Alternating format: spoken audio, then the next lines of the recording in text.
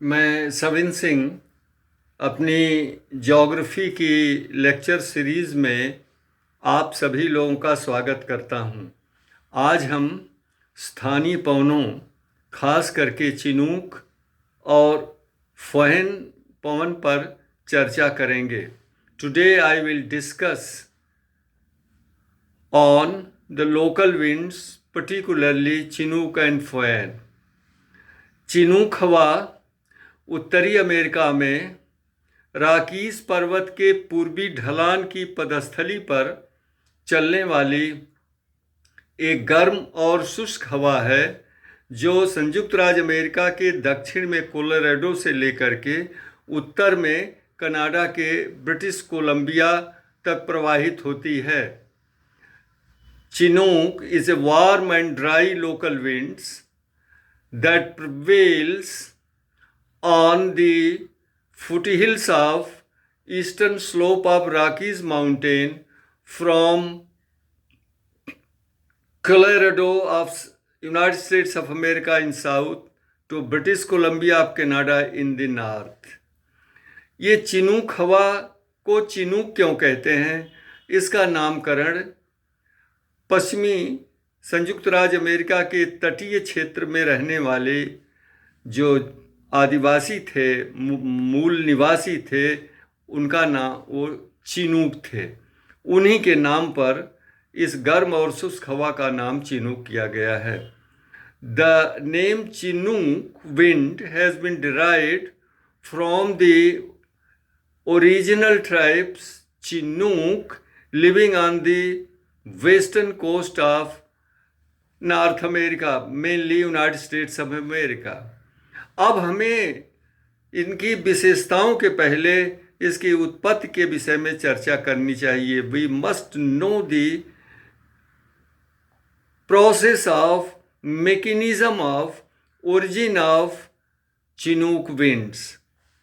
Actually वास्तव में चिनूक हवा चक्रवातीय उत्पत्ति वाली है और actually the chinook wind is of cyclonic origin. शरद काल में प्रशांत महासागर से उठने वाले बनने वाले चक्रवात पूर्व दिशा की तरफ चलते हैं और संयुक्त राज्य अमेरिका के पूर्वी तटीय पहाड़ियों को पार करके जब ये राकीस पर्वत के पश्चिमी ढलान के सहारे ऊपर उठते हैं तो यहाँ पर हवाओं का तापमान शुष्क एडियाबेटिक रेट से प्रति 1000 मीटर ऊपर जाने पर कम होता जाता है।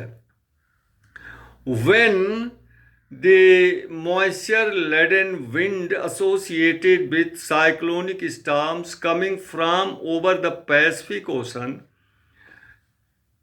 cross over the coast ranges and strikes the western slope of Rocky Mountains, the winds are forced to ascend and therefore the winds cool down, temperature drops at the rate of 10 degrees centigrade per 1000 meter according to adiabatic rate।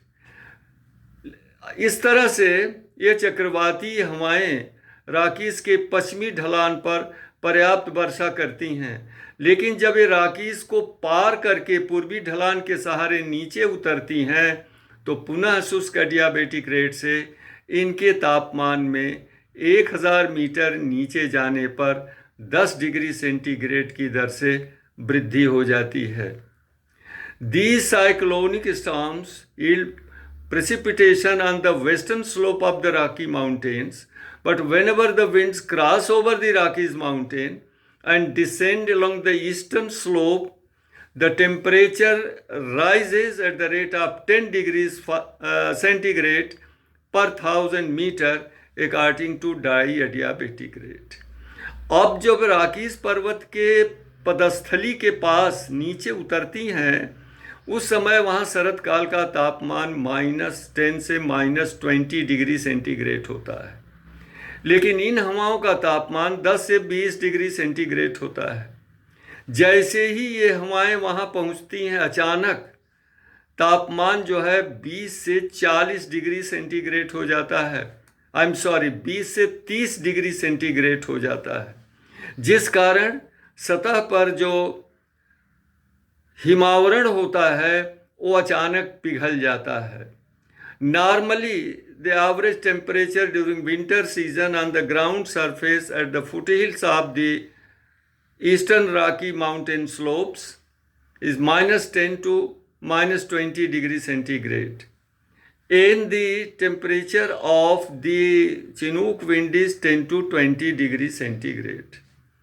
So the moment these winds reach the ground surface along the eastern slope of the Rockies mountain, temperature suddenly rise 20 to 30 degree centigrade, and therefore the snow, the ice melts it as if by magic. जैसे लगता है जादुई असर होता है और ये him पिघल जाती है। इसलिए चिनूक हवाओं को यहाँ स्नो ईटर कहते हैं। This is why the chinooks are called snow eater in North America. इस पर प्रतियोगी परीक्षाओं में प्रश्न पूछे जाते हैं। 4 ऑप्शंस दे दिए जाते हैं, पूछ लिया था इसमें कौन सी चिनूक हवा के लिए प्रयोग किया जाता है या कौन सी इसमें से हवा स्नो ईटर कही जाती है। ये चिनूक हवा का प्रभाव रॉकीज के पूर्व में ग्रेट प्लेन्स के पश्चिमी भाग और कनाडा में रॉकीज के पूर्वी ढलान के सहारे प्रेयरी के पश्चिमी भाग में इस चिनूक हवा का पर्याप्त प्रभाव होता है।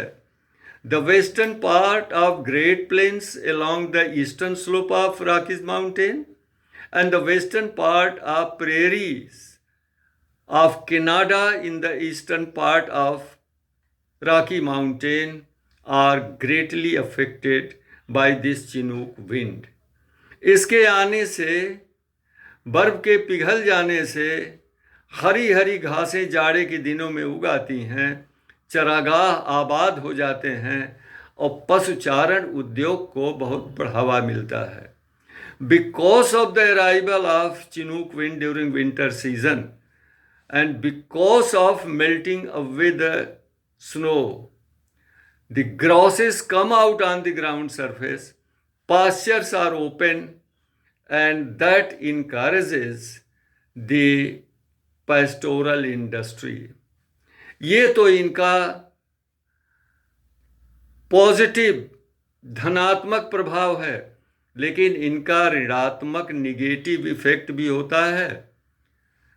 क्या कि जब तक धरातल के ऊपर हिमावरण होता है, नीचे मिट्टी की नमी बनी रहती है, लेकिन जैसे ही ये हिमावरण पिघल जाता है तो मिट्टी की नमी जो है वाष्पीकरण द्वारा शुष्क हो जाती है, जो स्प्रिंग सीजन में गेहूं की खेती के लिए नुकसानदेह होता है। The negative impact of Chinook winds is that during winter season, till the ground surface is covered by snow and ice, the moisture of the soils below remains intact. But whenever the ice cover and snow cover is removed because of arrival of Chinook wind, the moisture in the soil is evaporated. The soils become dry, and that is not beneficial to agricultural activity, particularly sowing of spring wheat.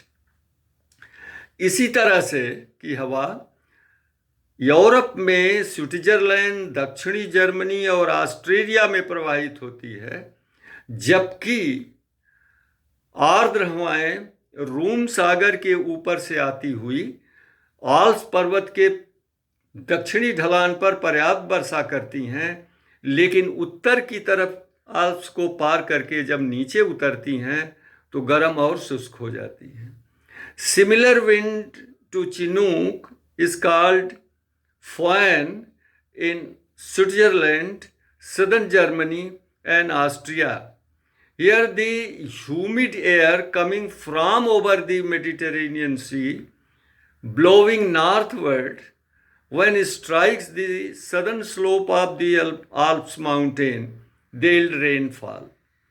But when they cross over the Alps mountain and descend along the northern slope, they are warmed up according to dry adiabatic rate, and they become dry and warm.